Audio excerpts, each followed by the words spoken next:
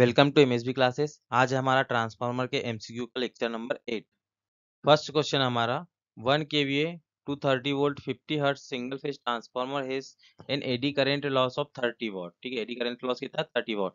The AD current loss will be the transformer is excited by DC. ठीक है, primary पे हमने क्या दे दिया? डीसी सोर्स से सप्लाई दे दी, डीसी सप्लाई।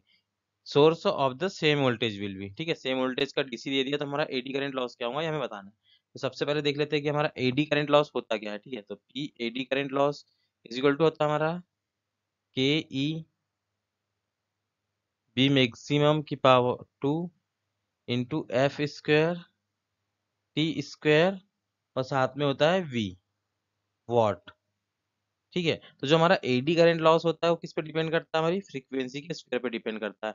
तो जब हम डीसी से एक्साइटेड करेंगे, ठीक है, प्राइमरी में हमने क्या किया?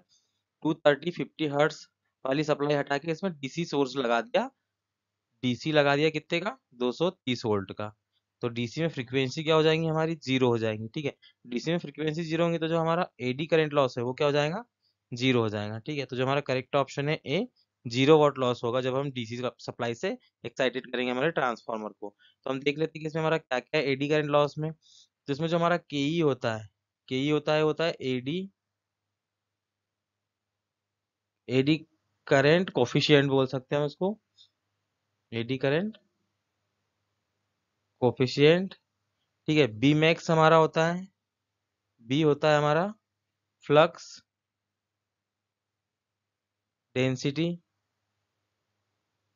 वेबर पर मीटर स्क्वायर में। ठीक है, एफ होता है हमारी फ्रीक्वेंसी, फ्रीक्वेंसी का है में हर्ट्ज में। ठीक है, टी होता है हमारा thickness of lamination, thickness of lamination का है में मीटर में। ठीक है, वी क्या होता है हमारा? वॉल्यूम, इसको बोलते हैं आयतन। ठीक है, वॉल्यूम ऑफ कोर। ठीक है, तो ये सारी टर्म होती है। तो इसमें जो हमारा थिकनेस ऑफ लेमिनेशन होता है ना, एडी करंट लॉस उसके स्क्वायर के डायरेक्टली प्रोपोर्शनल होता है, इसलिए हम जो थिकनेस होती है लेमिनेशन की वो मिनिमम रखते हैं, बहुत कम थीन लेयर का इंसुलेशन करते हैं हमारी कोर में। ठीक है, नेक्स्ट क्वेश्चन है हमारा in a power transformer copper loss occur in. ठीक है, तो जो हमारा कॉपर लॉस होता है, कॉपर लॉस होता है ना, वो होता है हमारी वाइंडिंग में। ठीक है, तो जो वाइंडिंग में होती है उसमें वाइंडिंग में क्या होता है? हमारा वाइंडिंग में होता है हमारा रजिस्टेंस आर। ठीक है, और जो हमारी करंट होती है वाइंडिंग में वो क्या होती है? आई होती है। तो जो हमारा लॉस होता है copper loss in winding is equal to होता है आई स्क्वेयर आर। ठीक है, तो ये हमारा कॉपर लॉस होता है और ये लोड पे डिपेंड करता है। ठीक है, क्योंकि इसमें करंट आ रही है तो करंट हमारी कहाँ पे डिपेंड करती है? तो ये होता है लोड पे डिपेंड करता है। यदि लोड पे डिपेंड करता है तो लॉस कैसा हो गया? वेरिएबल लॉस हो गया है। ठीक है, तो कहाँ पे डिपेंड करता है? हमारे वाइंडिंग पे, हमारा कॉपर लॉस। ठीक है, नेक्स्ट क्वेश्चन हमारा 10 kVA 500 upon 100 volt transformer has the resistance refer to primary is 0.3। ठीक है, प्राइमरी साइड रेफर कर दिया तो प्राइमरी का रेजिस्टेंस क्या हो गया हमारा? इसको हम R1 से लिख सकते हैं, कितना हो गया? 0.3। और हमारा यहाँ पे वोल्टेज दिया हुआ। ठीक है, तो V1 हो गया हमारा 500, V2 हो गया हमारा 100। ठीक है, 0.3 ohm the equivalent resistance of the transfer refer to secondary side. ठीक है, इसको इस रेजिस्टेंस को हम सेकेंडरी साइड क्या करना है? रेफर करना है, मतलब R2 डेज क्या है ये हमें निकालना है। ठीक है, तो हमें पता है कि V1 upon V2 is equal to N1 upon N2 is equal to कितना दिया है? 500/100 इक्वल टू 5 दिया है। ठीक है, तो अब हम क्या कर रहे हैं? इसको रेफर कर रहे हैं सेकेंडरी साइड में। तो जिस भी साइड रेफर करते हैं, ठीक है, तो पहले तो हम लिख लेते हैं कि रेजिस्टेंस कितना है प्राइमरी का? प्राइमरी का 0.3। और जिस साइड भी हमको रेफर करना है तो उस साइड का हम क्या करेंगे? पहले टर्न पहले लिख देंगे, मतलब N1 पहले लिख देंगे। N1 कितना हमारा? 500 है मान लो। ठीक है, तो क्या हमारा हमको क्या लिखना है? सेकेंडरी का लिखना है, क्योंकि सेकेंडरी साइड रेफर कर रहे हैं तो हमको चाहिए V2 अपॉन में V1, तो वो क्या हो जाएगा हमारा? 1/5। ठीक है, तो उसको हम लिख देंगे 1/5 V2 अपॉन V1, क्योंकि हम सेकेंडरी साइड कर रहे हैं। यही हमारा होता है N2 अपॉन में N1। तो जिस साइड कर रहे हैं उसका टर्म ऊपर लिखेंगे और जिस साइड से कर रहे हैं उसका नीचे लिखेंगे और इसका स्क्वायर होता है। ठीक है, तो R2 डेज निकल के आएगा हमारा 0.3 अपॉन में 25 ओम। ठीक है। जब इसको हम सॉल्व करेंगे तो ये आएगा हमारा R2 dash is equal to 0.012 ohm. ठीक है, तो जो हमारा करेक्ट ऑप्शन होगा ऑप्शन सी है। नेक्स्ट क्वेश्चन है हमारा, transformer is use to light 140 watt 24 volt lamp. ठीक है, ये लैंप की रेटिंग दी है, इसको हम चला रहे हैं ट्रांसफार्मर से। Lamp for a 240 volt AC mains current in the mains is 0.7 ampere. ठीक है, 240 वोल्ट इनपुट है और 0.7 एम्पियर की करंट ले रहा है इनपुट से। The efficiency of transformer is. ठीक है, तो जो हमारा इनपुट हो गया, इनपुट वोल्टेज ये हो गया हमारा 240, करंट क्या हो गई इनपुट की 0.7 एम्पियर। तो इनपुट की जो हमारी पावर होगी वो क्या होगी, पावर कौन सी, इनपुट वाली, तो वो हो गई हमारी वी आई, दोनों इनपुट का। ठीक है, तो इसको वैल्यू पुट करेंगे तो 240 इंटू 0.7, तो इसको सॉल्व करेंगे तो आ जाएगा 168.0 वॉट। तो ये इनपुट पावर हो गई। और जो हमारी आउटपुट है, आउटपुट पावर, तो आउटपुट पावर कितनी है, ये 140 वॉट के लाइट का लोड ले रहा है, तो आउटपुट पावर हो गई हमारी डायरेक्ट 140 वॉट। तो जो हमारी एफिशिएंसी आएंगी, percentage efficiency is equal to होता है आउटपुट अपॉन में इनपुट इंटू 100। ठीक है, तो आउटपुट कितना है हमारा 140, इनपुट है हमारा 168 इंटू 100। ठीक है, इसको हम डिवाइड करेंगे, ये 4 से 2 से, ये हो जाएगा 4 से 25 टाइम। ठीक है, फिर से इसको 7 से कर देंगे हम, 6 टाइम हो जाएगा, ये 20 टाइम हो जाएगा। जब इसको आगे सॉल्व करेंगे तो ये होगा हमारा 50, 25 नहीं 50, 500 अपॉन में 6। जब इसको सॉल्व करेंगे तो 6 8 48 बचा 2, फिर 0, 6 3 18 बचा 2.33%। तो जो हमारी एफिशिएंसी निकल के आई हुआ है 83.33%। ठीक है, तो जो ऑप्शन सी है हमारा करेक्ट ऑप्शन होगा। नेक्स्ट क्वेश्चन हमारा, which one of the following is the most suitable for a core of a transformer. तो जो हमारी ट्रांसफार्मर की कोर होती है, तो ये हमारी ट्रांसफार्मर की कोर है। तो ये ट्रांसफार्मर की कोर में क्या होता है कि जब हम प्राइमरी वाइंडिंग में वोल्टेज अप्लाई करते हैं तो एक्साइटेड होती है, इसके कारण यहाँ पे फ्लक्स बनता है। ठीक है, ये फ्लक्स जो मतलब होता है वो वेरिएबल फ्लक्स होता है, मतलब ये एक बार इस डायरेक्शन में बनेगा, दूसरी बार इस डायरेक्शन में बनेगा। ठीक है, तो इसी को बोलते हैं वेरिएबल फ्लक्स, क्योंकि ट्रांसफार्मर हमारी स्टैटिक डिवाइस होती है तो इसका फ्लक्स वेरिएबल होता है, जिसके कारण की फ्लक्स सेकेंडरी से लिंक होता है और इसमें ईएमएफ इंड्यूस्ड होता है। तो ये हमारा ट्रांसफार्मर का प्रिंसिपल है। तो हम चाहते हैं कि जो हमारी कोर हो उसमें फ्लक्स क्या हो, इजीली चेंज हो। ठीक है, तो इसके लिए क्या करते हैं कि इसके परमेबिलिटी हाई होना चाहिए और इसमें लॉसेस कम होना चाहिए। तो ये किसमें होता है, ये होता है सॉफ्ट आयरन में। ठीक है, तो जो हमारा करेक्ट ऑप्शन है सॉफ्ट आयरन। यदि हमारे पास यहाँ पे होता सिलिकॉन स्टील, तो हमारा करेक्ट ऑप्शन सिलिकॉन स्टील होता। ठीक है, क्योंकि हाई परमेबल होती है। नेक्स्ट क्वेश्चन हमारा, कंसीडर द फॉलोइंग टेस्ट। ठीक है, load test, short circuit test, open circuit test, retardation test. ठीक है, तो क्वेश्चन बोल रहा है which of the above test are to be conducted for determine the voltage regulation of the transformer. तो जो ट्रांसफार्मर होता है उसका वोल्टेज, वोल्टेज रेगुलेशन जो होता है, तो जो वोल्टेज रेगुलेशन होता है हमारे ट्रांसफार्मर का, परसेंटेज वोल्टेज रेगुलेशन वो होता है। ठीक है, वो होता है percentage resistance into cos phi plus minus percentage reactance into sine theta. ठीक है, थीटा होता है हमारा angle between voltage and current होता है। ठीक है, ये पावर फैक्टर होता है कॉस फाई। ठीक है, तो ये होता है हमारा क्या, वोल्टेज रेगुलेशन। इसको डिफाइन करने के लिए हम कौन सा टेस्ट का यूज करते हैं हमको बताना है। तो जो हमारा शॉर्ट सर्किट टेस्ट होता है, शॉर्ट सर्किट टेस्ट, तो हमारे शॉर्ट सर्किट टेस्ट में हम क्या क्या निकालते हैं, फर्स्टली हम निकालते हैं शॉर्ट सर्किट टेस्ट में कॉपर लॉसेस। ठीक है, कॉपर लॉसेस, इसी को बोलते हैं वेरिएबल लॉसेस, वेरिएबल लॉसेस। ठीक है, इसके बाद में हम सेकेंडली निकालते हैं सीरीज पैरामीटर, सीरीज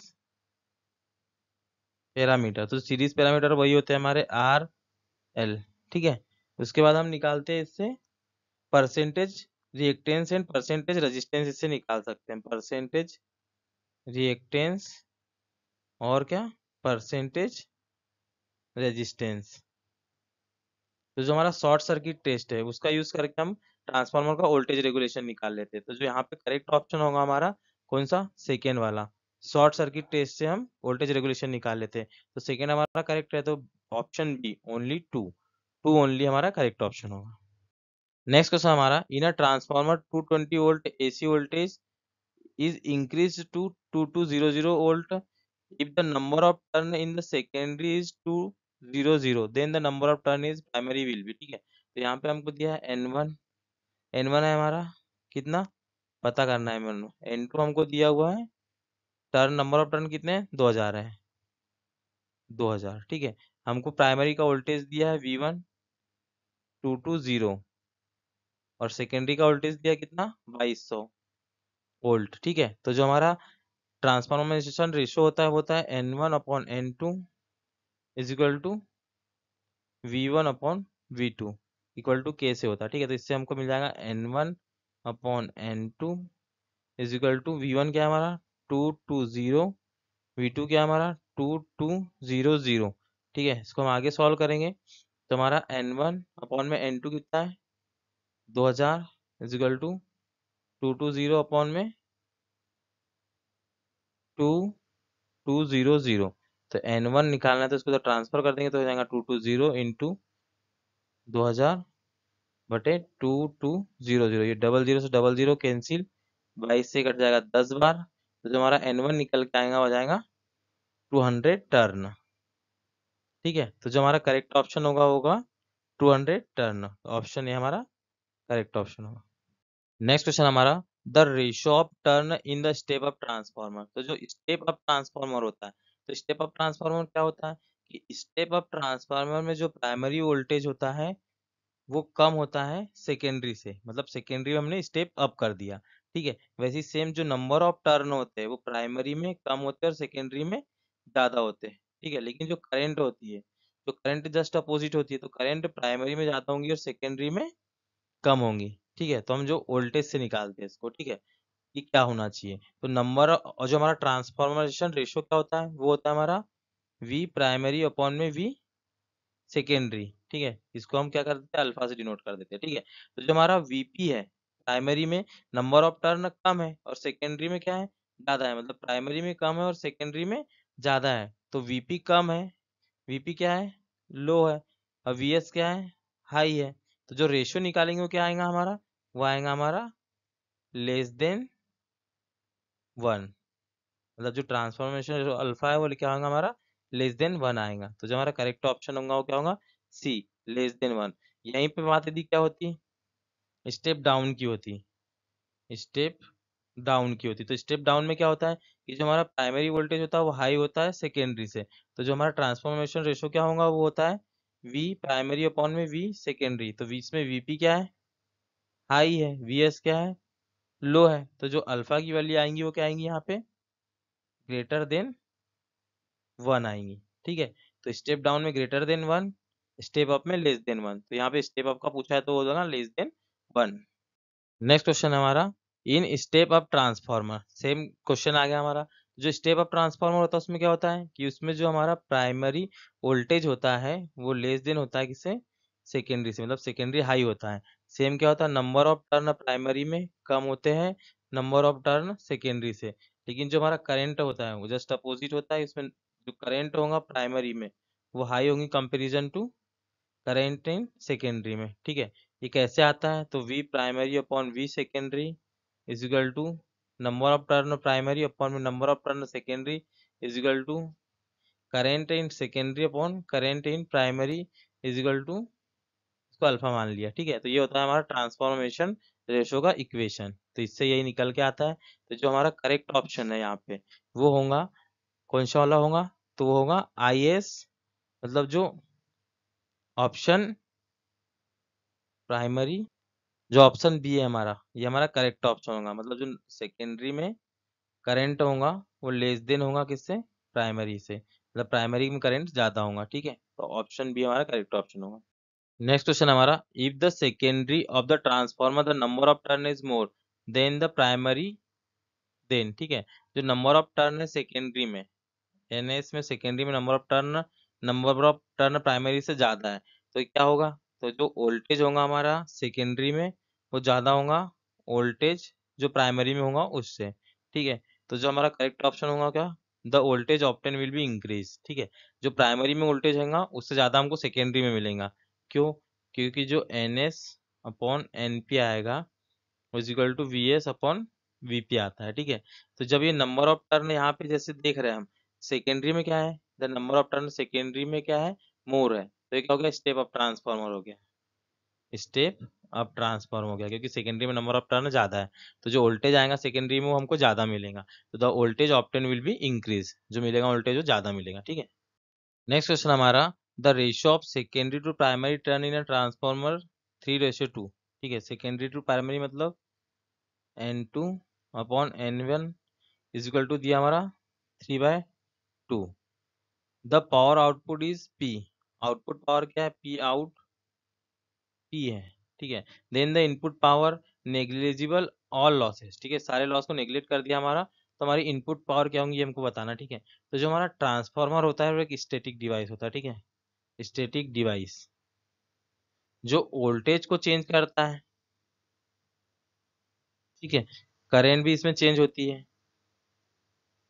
ठीक है, लेकिन इसमें जो फ्रीक्वेंसी है वो इनपुट और आउटपुट की क्या होती है, कांस्टेंट होती है, ठीक है। यदि लॉसेस जीरो हो तो पावर भी क्या होती है, कांस्टेंट होती है, ठीक है। जो इनपुट में पावर दी वही आउटपुट में मिलेंगी, यदि क्या इसमें लॉसेस क्या हो, जीरो हो, तो यहाँ पे वही बोला है कि नेग्लेक्टिंग ऑल लॉसेज, मतलब सारे लॉस को हमने क्या कर दिया, नेग्लेक्ट कर दिया, तो जो पी इनपुट में होंगी वही पी आउटपुट में होंगी, मतलब पी आउटपुट में भी क्या होंगी, पी होंगी, ठीक है। तो जो करेक्ट ऑप्शन होगा ऑप्शन सी, ठीक। ये कैसे होता है, तो ये होता है power voltage V1 I1 equal to V2 I2 होता है ट्रांसफॉर्मर के केस में, ठीक।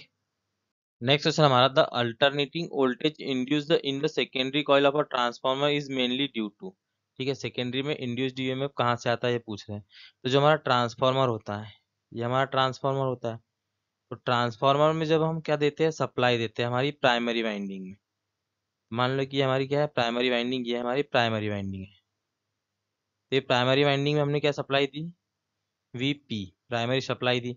तो सप्लाई के कारण क्या होता है, यहाँ पे करंट फ्लो होता है, इस करंट के कारण क्या होता है, ये कॉइल एक्साइटेड होती है, जिसके कारण हमारा एक फ्लक्स आता है, ठीक है। ये हो गया हमारा मैग्नेटिक फ्लक्स, इसको हम फाई से इंडिकेट करते हैं, ठीक है।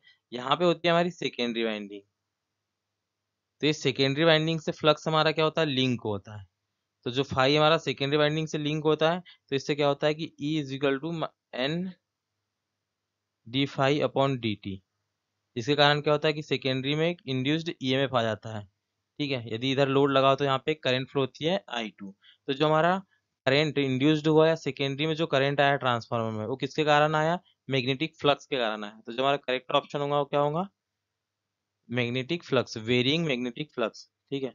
ये मैग्नेटिक फ्लक्स का नेचर क्या होता है, वेरिंग होता है, क्योंकि हम यहाँ पे एसी देते हैं, तो पॉजिटिव ऑफ साइकिल के लिए इधर, नेगेटिव के लिए इधर साइड फ्लो होगा, ठीक है। तो वेरिंग मैग्नेटिक फील्ड के कारण क्या होता है कि सेकेंडरी में इंड्यूस्ड ईएमएफ आता है। नेक्स्ट क्वेश्चन हमारा, the number of turn in the primary and secondary of a transformer are 1000 and 3000 respectively, ठीक है।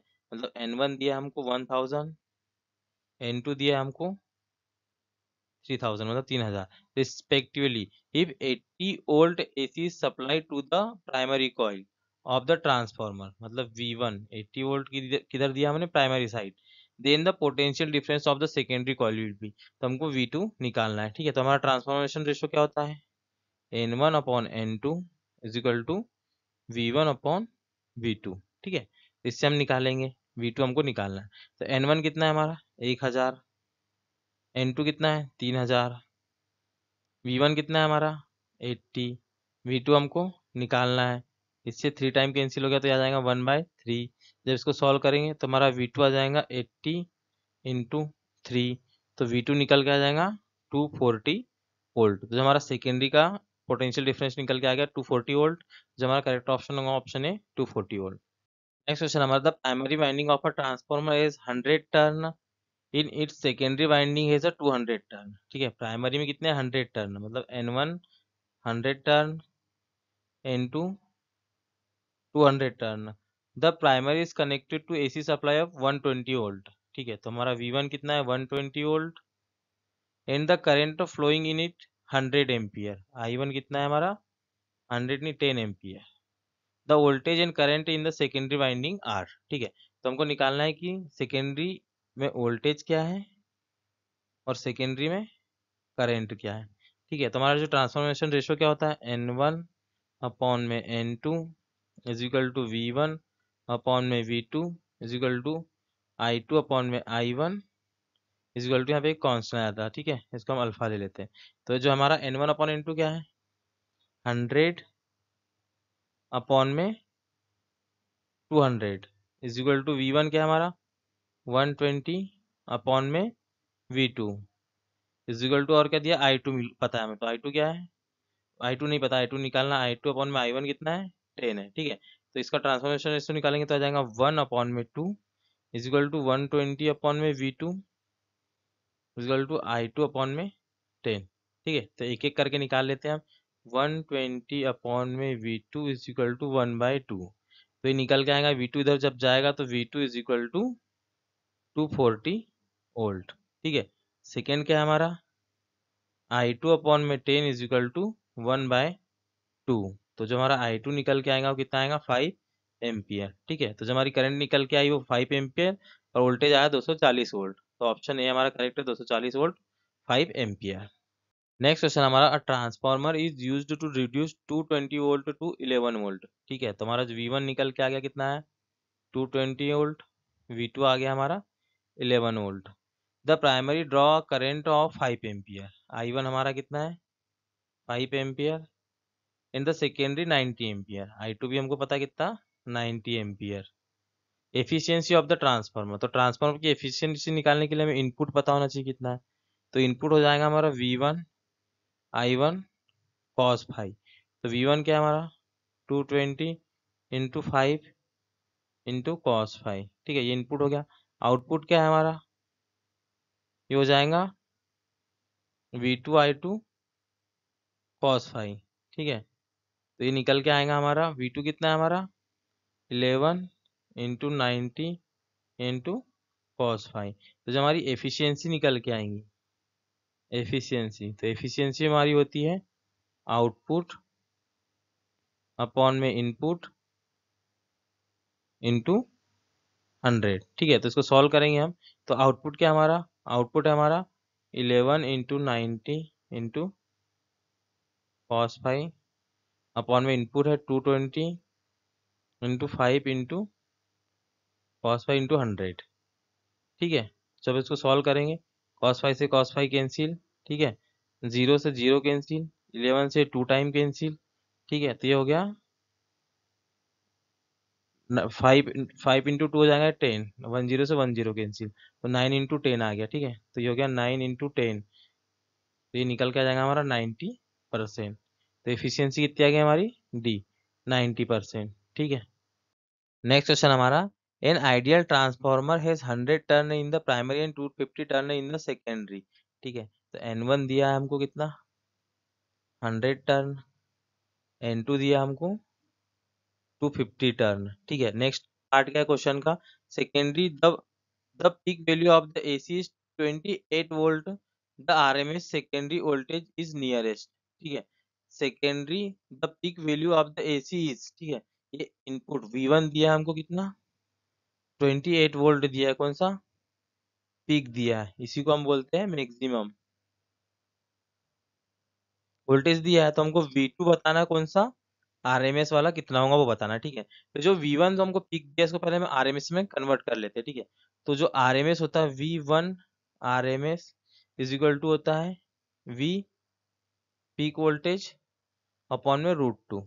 ठीक है, और जो √2 होता है उसकी वैल्यू क्या होती है V RMS V1 RMS is equal to जो 1/√2 होता है वो होता है 0.707 इंटू पीक क्या है हमारा 28 वोल्ट। जब इसको हम सॉल्व करेंगे तो आता है 19.75 वोल्ट।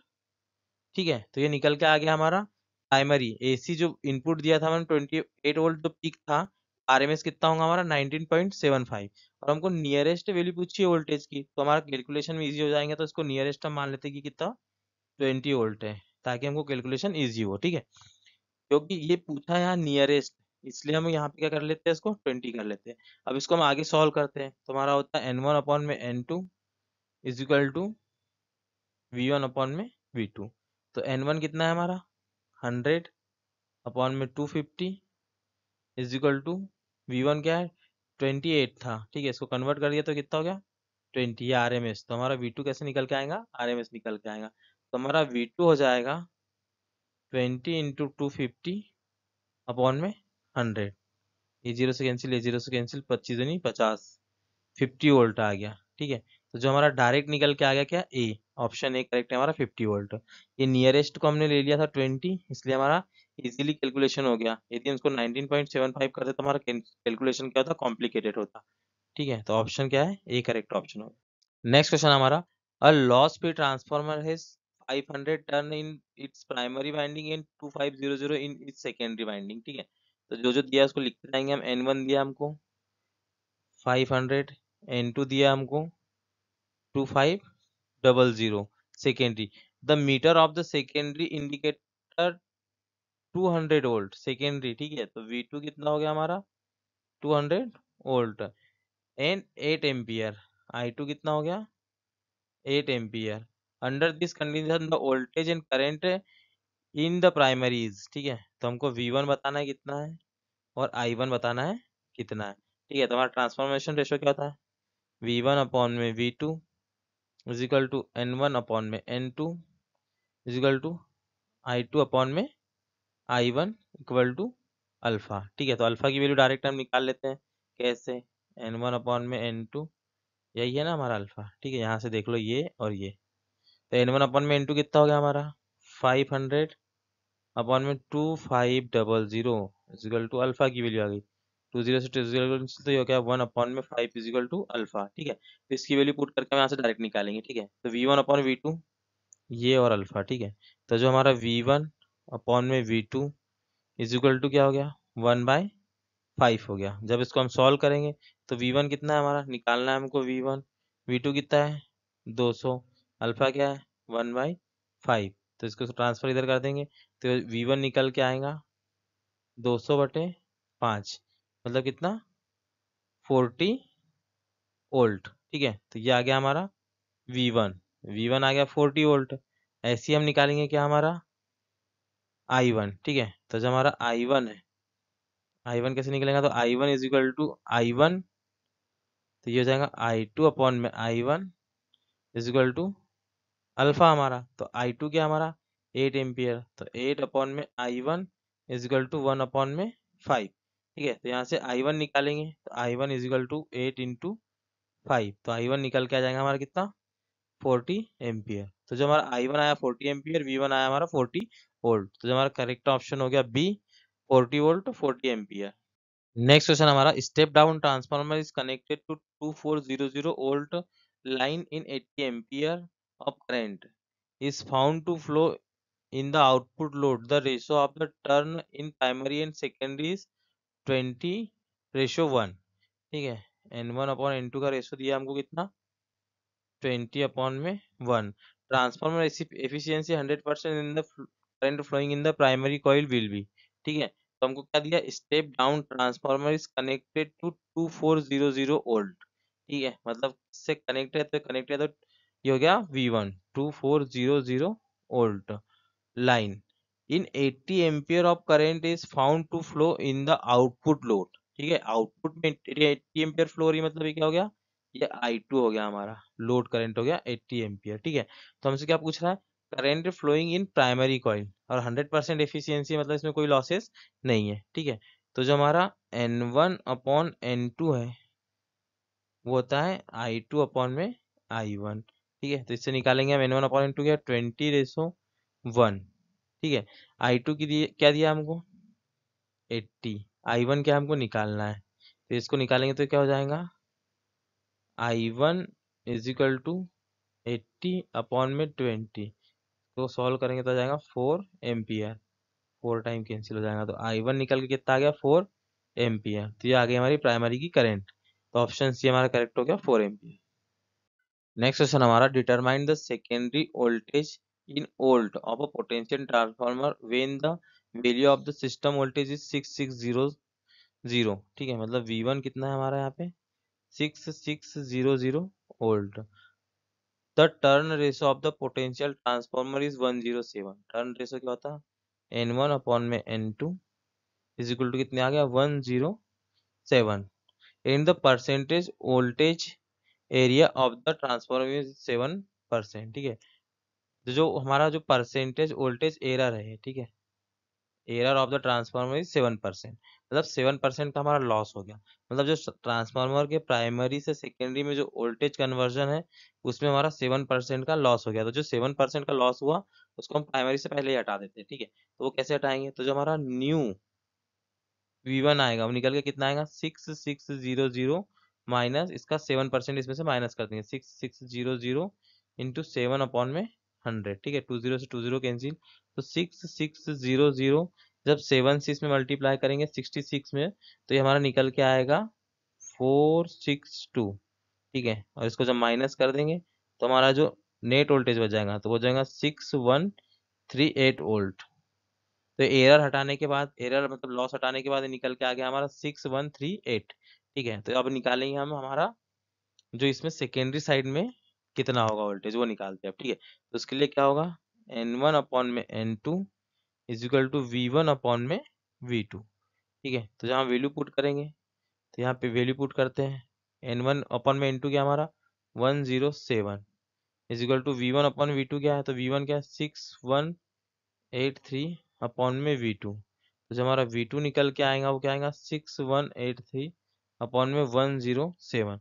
जब इसको हम सॉल्व करेंगे तो आएगा 57.4 वोल्ट। ठीक है, तो जो हमारा करेक्ट ऑप्शन हो जाएगा वो 57.4 वोल्ट होगा। ठीक है, तो जो हमारा ट्रांसफार्मर होता है कौन सा PT पोटेंशियल ट्रांसफार्मर में जो आउटपुट वोल्टेज होता है वो 110 वोल्ट होता है। ठीक है, ये एक आइडियल केस है। ठीक है, 110 होना चाहिए आउटपुट, नियरेस्ट 110 होता है। ठीक है, स्टैंडर्ड है ये। ठीक है, 110। और सिटी में क्या होता है 1 से लेके 5 एम्पियर तक। और यहाँ पे कितना आ रहा है हमारा 57.4 वोल्ट। नेक्स्ट क्वेश्चन हमारा transformer operating in parallel will share the load depend on. तो जब हम दो ट्रांसफार्मर को ऑपरेट करते हैं पैरेलली तो जिसका लोड शेयर है उसके केवीए रेटिंग के हिसाब से वो हो, ये ज़्यादा अच्छा होता है कि उनकी केवीए रेटिंग के हिसाब से उनका लोड शेयर हो। ठीक है, तो यदि केवीए रेटिंग सेम हो तो दोनों सेम लोड शेयर करें, ये होना चाहिए। तो ये कैसा होता है, ये डिपेंड करता है हमारा परसेंटेज इम्पीडेंस पे। ठीक है, यदि दोनों ट्रांसफार्मर का परसेंटेज इम्पीडेंस सेम हो तो उनकी केवीए रेटिंग भी सेम हो। ठीक है, तो अकॉर्डिंग टू केवीए रेटिंग उसमें लोड शेयर होता है। लेकिन उनकी परसेंटेज इम्पीडेंस यदि अलग अलग हो तो उसमें जो लोड शेयर होता है दोनों ट्रांसफार्मर में वो भी अलग अलग होता है। तो जो हमारा पैरेलल ऑपरेशन होता है ट्रांसफार्मर का उसका लोड शेयर डिपेंड करता है उसके परसेंटेज इम्पीडेंस में। ठीक है, यदि हमारा वीडियो अच्छा लगता है तो प्लीज हमारे वीडियो को लाइक कीजिए और हमारे चैनल को सब्सक्राइब कीजिए। Thank you for watching.